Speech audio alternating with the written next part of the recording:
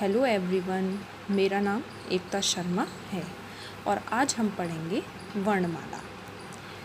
किसी भी विषय को समझने से पहले उसकी प्रारंभिक रचना को जान लेना अच्छी बात है। हिंदी में हम संधि, समास, कारक, संज्ञा, सर्वनाम आदि पढ़ने के लिए अगर हम पहले हिंदी की वर्णमाला को जान लें तो ये सारी चीज़ें हमें समझने में आसानी होगी। वर्णमाला से अधिकतर प्रश्न कंपटीशन एग्ज़ाम में भी आते हैं, इसीलिए वर्णमाला को समझ लिया तो इसका मतलब हमने आधी से ज़्यादा हिंदी को अपनी मुट्ठी में कर लिया। अगर आपको मेरी ये वीडियो अच्छी लगे तो आप इसको लाइक अवश्य करें, शेयर भी करें और मेरी आगे आने वाली वीडियो की जानकारी के लिए सब्सक्राइब करें। हम पढ़ते हैं वर्णमाला। भाषा की सबसे छोटी इकाई ध्वनि है। इस ध्वनि को वर्ण कहते हैं। ठीक है, ध्वनि को हम क्या बोलते हैं? वर्ण बोलते हैं। आपको ये पता होगा जो हम बोलते हैं वो सब शब्द वर्णों से मिलकर बनते हैं। वर्णों के व्यवस्थित समूह को वर्णमाला कहते हैं। वर्णों का एक व्यवस्थित समूह होता है, जिस तरीके से मैंने यहाँ लिखा हुआ है आप देख रहे होंगे, स्वर, व्यंजन, ये इनका एक व्यवस्थित समूह है। जिस तरीके से इंग्लिश में अल्फ़ाबेट होते हैं ए से लेकर जेड तक, ए टू जेड, वो एक व्यवस्थित क्रम में लिखे होते हैं। इसी तरीके से हिंदी में जो हिंदी का वर्णों का व्यवस्थित समूह है उसको हम वर्णमाला बोलते हैं। हिंदी में हमने अपनी वर्णमाला को दो भागों में विभाजित किया हुआ है, स्वर और व्यंजन। स्वर छोटे आ से लेकर बड़े औ तक हमारे स्वर होते हैं और छोटी अंग और बड़ी अंग हम इनको अयोगवाह में रखते हैं।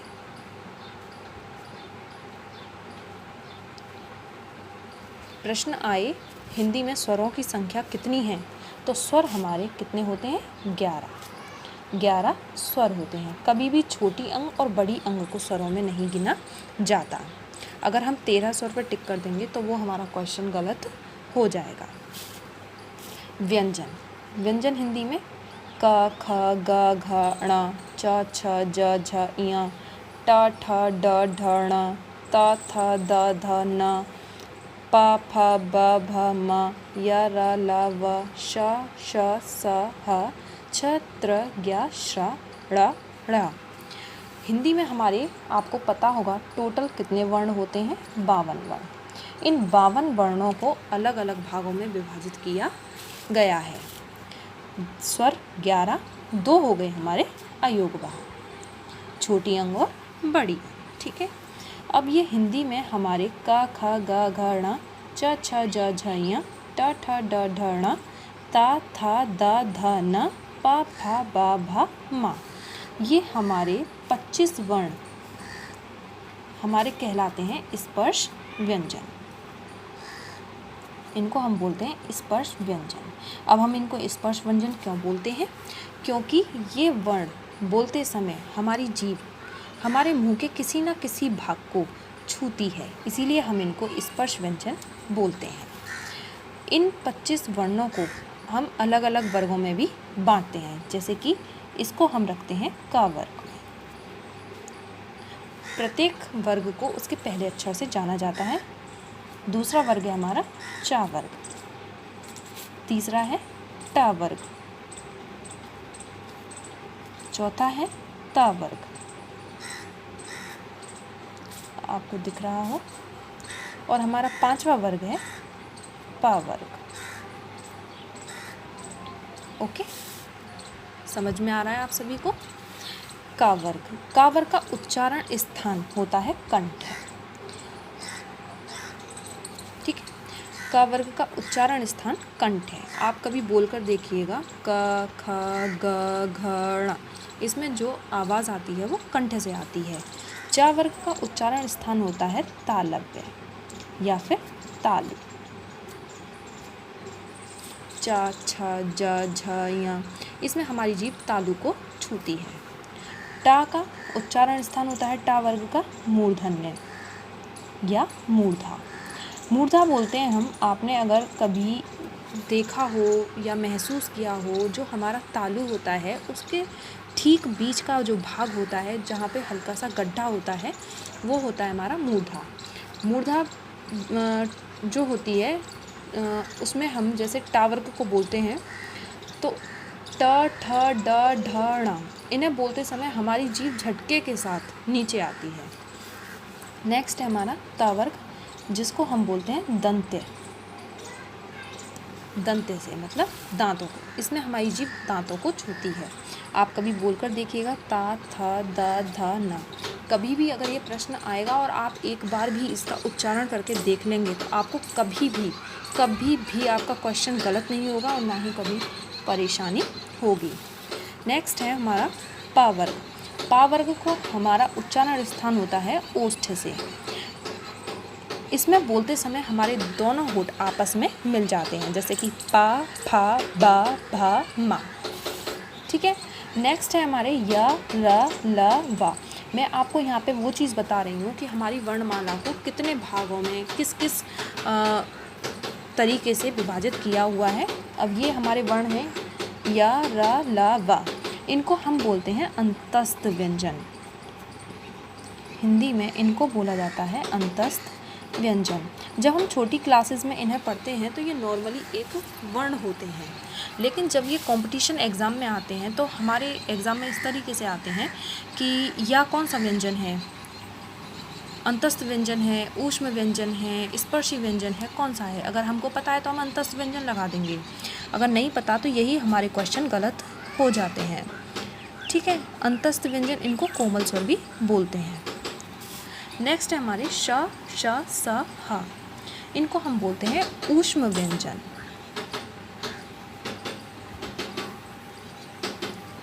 या संघर्षी व्यंजन। इनको बोलते समय हमारे मुंह से गर्म हवा बाहर निकलती है। आप बोलकर देखिएगा, मुंह से गर्म हवा बाहर निकलती है। नेक्स्ट है हमारे छ, त्र, ज्ञ, श्रा। ये होते हैं हमारे हिंदी में संयुक्त व्यंजन। ये व्यंजन दो वर्णों के मेल से बनते हैं, जिनमें एक वर्ण स्वर रहित होता है और एक वर्ण स्वर सहित होता है। मैं आगे अभी आपको बताऊंगी। नेक्स्ट है हमारे ड़ और ढ़। ये होते हैं हमारे द्विगुण या उत्क्षिप्त व्यंजन। ये भी मूर्धा से ही बोले जाते हैं क्योंकि इन्हें बोलते समय जीभ एक साथ झटके के साथ नीचे आती है। द्विगुण या उत्क्षिप्त व्यंजन। ठीक है। यहाँ तक आपको समझ में आया होगा। स्वर हमारे 11 होते हैं, 2 अयोगवाह होते हैं। ये जो हमारे स्पर्श व्यंजन होते हैं ये होते हैं हमारे 25। अब देखिए कैसे होते हैं। प्रत्येक वर्ग में 5 व्यंजन होते हैं। कितने होते हैं? 5। वर्ग कितने होते हैं? 5। तो टोटल मिला के हमारे हो जाते हैं ये 25 वर्ण। मैं यहाँ पे आपको पूरे 52 वर्ण करके दिखाती हूँ जिससे आपको आसानी होगी। 11 स्वर होते हैं, 2 अयोगवाह होते हैं, 11 और 2 13। ठीक है। 25 हमारे स्पर्श व्यंजन होते हैं, हो गए 38, 39, 40, 41, 42, 43, 44, 45, 46, 47, 48, 49, 50, 51, 52। ओके। अब आपको यहाँ तक कोई परेशानी नहीं आएगी अगर आप इस वीडियो को ढंग से ध्यान से देखते हैं तो जहाँ तक है मैं आपकी वर्णमाला क्लियर करा दूँ। ठीक है। नेक्स्ट हम आगे देखेंगे। ये हमारे 25 वर्ण आपने देख लिए, इसमें ये किस तरीके से यहाँ डिवाइड हुए हैं ये आपने यहाँ देख लिया। अब मैं आगे आपको दिखाती हूँ स्वरों का वर्गीकरण। स्वरों का वर्गीकरण देखिए उच्चारण के आधार पर। उच्चारण के आधार पर स्वर 3 प्रकार से उच्चारित होते हैं, ह्रस्व, दीर्घ और प्लुत। ह्रस्व स्वर में जिसमें एक मात्रा का समय लगता है वो होते हैं अ, ई, उ। इन्हें बोलते समय सिर्फ एक मात्रा का समय लगता है। और ये वाले जो वर्ण हैं ये अटक के भी बोले जाते हैं, अ, ई, उ। दीर्घ स्वर, दीर्घ स्वर में 2 मात्रा का समय लगता है, आ, ई, उ। और तीसरा है हमारा प्लुत स्वर। प्लुत स्वर में हमें 2 मात्रा से अधिक का समय लगता है, उसको हम प्लुत स्वर बोलते हैं, जैसे कि ओम। आपने नॉर्मली भी देखा होगा अधिकतर संगीत में इस तरीके का एक चिन्ह होता है एस के आकार का। ठीक है।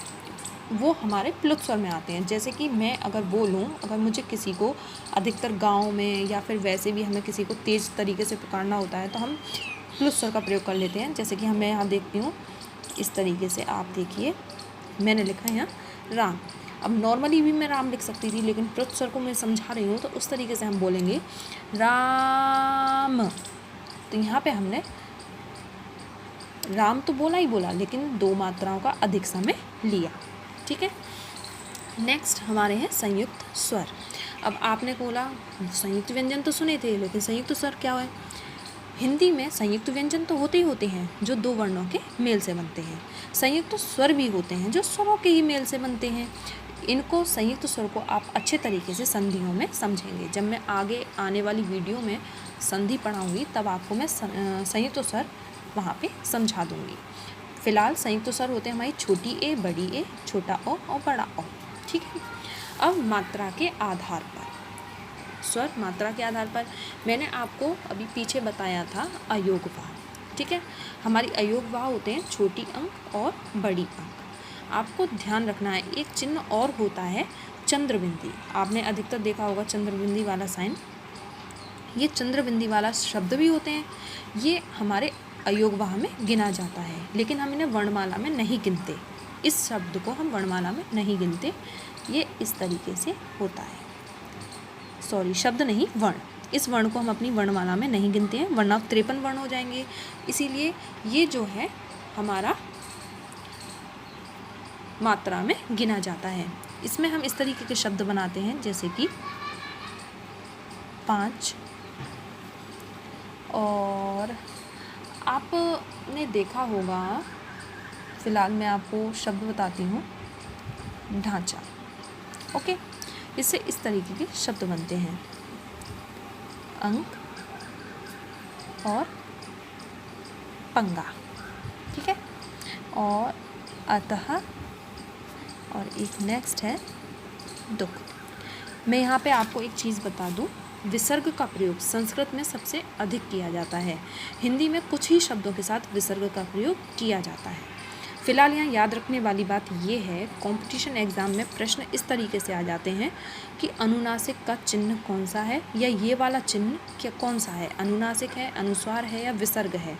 तब आपको उनमें से पहचानना होता है। आपको याद रखना है चंद्रबिंदी वाला जो चिन्ह है वो अनुनासिक है, अंग की बिंदी वाला अनुस्वार, और जो 2 बिंदी वाला बड़ी अंग वाला जो चिन्ह है वो विसर्ग कहा जाता है। ठीक। अब मैं आपको यहाँ एक चीज़ और समझाती हूँ। क से माँ तक हम स्पर्श व्यंजन बोलते हैं, क्योंकि हमारी जीभ मुंह के किसी न किसी भाग को छूती है व्यंजनों को बोलने में, इसीलिए वो स्पर्श व्यंजन कहलाते हैं। स्पर्श संघर्षी व्यंजन, मतलब वो स्पर्श व्यंजन भी होते हैं, साथ में हमारी जीभ थोड़ा घर्षण करती हुई वो वर्ण हमारे मुंह से बाहर आते हैं। उन्हें बोलते हैं हम च, छ, ज, झ। इनको ये आपने देखा होगा, यहाँ पे मैं आपको दिखाना चाहूँगी, च, छ, ज, झ, इ। ये हमारे स्पर्श व्यंजन में आते हैं। देखिए यहाँ पे ये हमारे स्पर्श व्यंजन में आते हैं, लेकिन ये संघर्षी भी होते हैं क्योंकि इनको बोलते समय मुख में घर्षण होता है। पार्श्विक ध्वनि हमारी ला होती है। नासिक्य व्यंजन, प्रत्येक वर्ग का 5वां अक्षर नासिक्य होता है, नाक की सहायता से बोला जाता है। इनको बोलते समय नाक से ध्वनि ही बाहर आती है। आप कभी भी ट्राई करके देखिएगा, ण, इया, न, म, ये सब नाक से आती है। इनको नासिक्य व्यंजन या पंचमाक्षर भी बोलते हैं। पंचमाक्षर का मतलब है प्रत्येक वर्ग का 5वां अक्षर। ओके। अब नेक्स्ट है हमारा ऊष्म व्यंजन। मैं एक बार आपको यहाँ पे और समझाना चाहती हूँ, ऊष्म व्यंजन या संघर्षी व्यंजन, ताकि आपको यहाँ पे प्रत्येक वर्ग क्लियर हो जाए। ऊष्म व्यंजन हमारे श, श, स और हा, इनको बोलते समय मुंह से गर्म हवा बाहर निकलती है। आगे मैं आपको बताती हूँ संयुक्त व्यंजन। ठीक है। मैं अभी आपको बताया था संयुक्त व्यंजन 2 वर्णों के मेल से बनते हैं, लेकिन ये किस तरीके से बनते हैं ये आप यहाँ पे देखिए। संयुक्त व्यंजन होते हैं हमारे छ, त्र, ज्ञ, श्र। ठीक है। ये होते हैं हमारे संयुक्त व्यंजन। अब हम 6 छत्रियों को बनाने के लिए हम बनाते हैं का। ये हमने इसके नीचे लगाया हलंत। इस चिन्ह को हम हलंत बोलते हैं। हलंत का मतलब होता है कि इसमें स्वर नहीं है। आपको पता होगा प्रत्येक व्यंजन स्वर की सहायता से बोला जाता है। अब मैंने यहाँ पे ये इतने व्यंजन लिखे हैं, इनमें प्रत्येक में स्वर है। अगर इनमें स्वर नहीं होता तो मैं हर एक व्यंजन के आगे या वर्ण के नीचे इस तरीके का हलंत लगा देती, लेकिन ये स्वर से सहित हैं, स्वर के सहित हैं, ये स्वर से रहित नहीं है, इसीलिए ये स्वर सहित व्यंजन है। संयुक्त व्यंजनों को हम एक वर्ण इसमें स्वर से रहित होता है और एक वर्ण स्वर सहित होता है, जब जाके हम बना पाते हैं अपना संयुक्त व्यंजन। नेक्स्ट है त्रा से त्रिशूल बनाने के लिए ता तरबूज जो कि हलंत स्वर से रहित है और रा से रथ जो कि स्वर के साथ है, तब बनता है हमारा त्रा से त्रिशूल। ज्ञानी को बनाने के लिए हम लेंगे जा से जहाज और इसके नीचे हम लगाएंगे हलंत प्लस इया काली, हमारा बन जाएगा ज्ञा से ज्ञानी। श्रा से श्रमिक शासलजम हलंत स्वर रहित है प्लस रा से रथ, ये आपका आ जाएगा श्रा। अगर आपको ये चीज़ें ट्राई करनी हो तो आप एक बार अपने फ़ोन में हिंदी कीबोर्ड डाउनलोड करें और इस तरीके से लिखकर देखिएगा, क्योंकि ये वाले जो संयुक्त व्यंजन हैं ये कभी भी कीबोर्ड में नहीं आते। ये आपको इस तरीके से ही टाइप करने पड़ते हैं, जब जाके ये पूरा अक्षर हमारे सामने आता है। ठीक है, वहाँ पे आपको ये अच्छे तरीके से क्लियर हो जाएगा। कंपटीशन एग्ज़ाम में आप किसी भी का पीसीएस का, बीएड का या कितने भी बड़े बड़े आप एग्ज़ाम देते हो, आईएएस का, नेट का, जिसका भी आप एग्ज़ाम देते हो, आपने एक चीज़ का गौर फरमाया हो, वर्णमाला से अधिकतर क्वेश्चन पूछे जाते हैं। संयुक्त व्यंजन से भी क्वेश्चन पूछे जाते हैं। क्षत्रिय किस तरीके से बनाया जाता है या त्रा त्रिशूल किस तरीके से बनाया जाता है, और हमारे पास 4 ऑप्शन भी होते हैं। अगर हमें पता होता है तो हम उनको टिक लगा देते हैं, अगर हमको नहीं पता होता है तो वही क्वेश्चन हमारा गलत हो जाता है और हमारा जो एक सरल प्रश्न होता है हम आसानी से उसमें नंबर गेन कर सकते हैं, वही हमसे रह जाता है। ठीक है, अभी इसमें आगे और भी चीज़ें बाकी हैं, जैसे अल्प प्राण, महाप्राण, घोष, अघोष, विवृत, संवृत, अर्धविवृत, मैं उनको अपनी आगे आने वाली वीडियो में बताऊंगी। आई होप आप लोगों को ये सब समझ में आया होगा। अगर समझ में आया है तो आप नीचे कमेंट में ज़रूर लिखिएगा और ये भी बताइएगा कि वीडियो आपको कैसी लगी। अगर वीडियो में कोई प्रॉब्लम है, क्लियर नहीं है या कुछ समझ में नहीं आ रहा है, तो वो भी आप नीचे कमेंट में लिख दीजिएगा। मैं आगे कोशिश करूँगी कि मैं आपको और अच्छे तरीके से और साफ वीडियो प्रोवाइड करा सकूँ।